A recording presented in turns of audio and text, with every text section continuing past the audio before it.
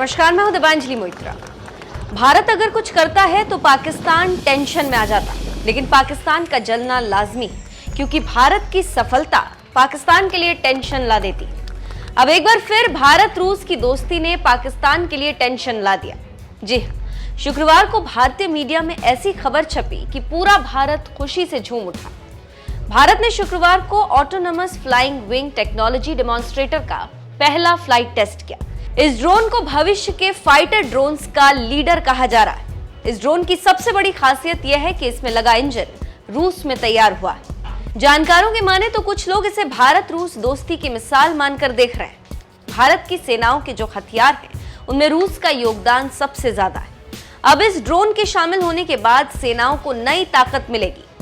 रक्षा मामलों के जानकारों की माने तो ड्रोन में NPO सैटर्न AL55 इंजन लगा, जिसे एक हाई परफॉर्मेंस वाला टर्बोफैन इंजन कहा जाता है। यहाँ पर जानकारी देते चले कि इस ड्रोन को बेंगलुरु स्थित एरोनॉटिकल डेवलपमेंट एस्टैब्लिशमेंट यानी कि AD ने तैयार किया। इस ड्रोन के सफल परीक्षण के बाद अहम और संवेदनशील मिलिट्री सिस्टम को शामिल करने का रास्ता साफ हो गया।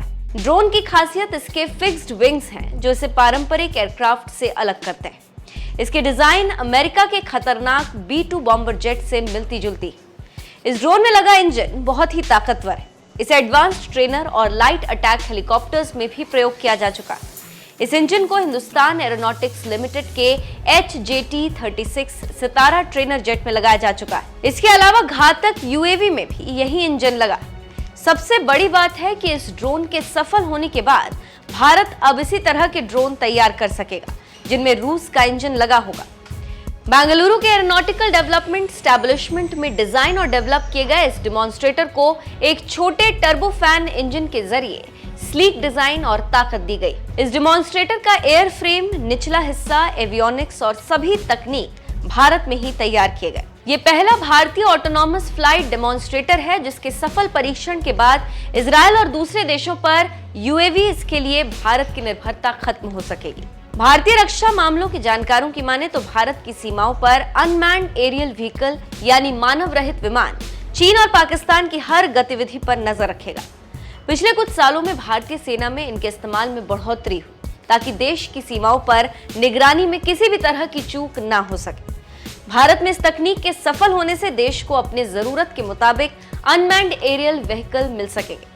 फिलहाल देश की सेना में इजरायल और अमेरिका से मंगाए गए 100 से ज्यादा अनमैन्ड एरियल व्हीकल तैनात हैं। रक्षा मंत्री राजनाथ सिंह ने इस सफलता पर DRDO को बधाई दी। उन्होंने कहा कि इस तकनीक पर भारत काफी समय से काम कर रहा था और इसके सफल होने से इस क्षेत्र में नए UAV देश में बनाए जा सकेंगे। DRDO के chairman doctor G Satish Reddy ने भी इस परीक्षण के लिए DRDO के वैज्ञानिकों को बधाई दी।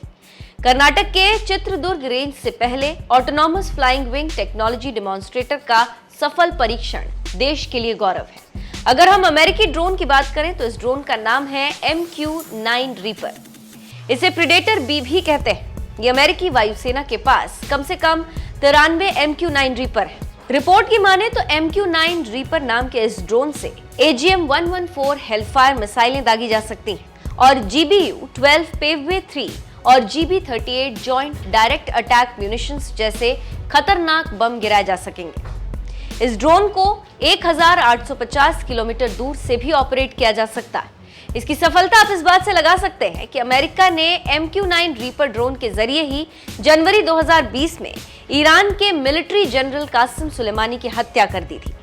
MQ-9 रीपर की एक सबसे बड़ी खासियत यह है कि दुश्मन को इस ड्रोन की भनक तक नहीं लगती क्योंकि ये बेहद कम आवाज करता। तो आप समझ गए होंगे कि दोनों ड्रोन्स में अंतर क्या है। यहाँ पर एक और जानकारी देते चले कि भारत की रूस ने हमेशा से मदद की और ये खतरनाक ड्रोन भी उसी की निशानी। रिश्तों की बात करें तो भारत और रूस की दोस्ती करीब 7 दशक पुरानी। देश की सेनाओं के पास ज्यादातर हथियार ऐसे हैं जो रूस में बने।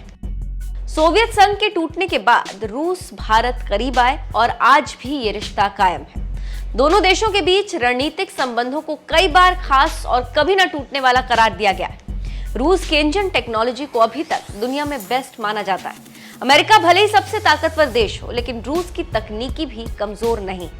इससे आप भारत रूस दोस्ती का अंदाजा लगा सकते हैं।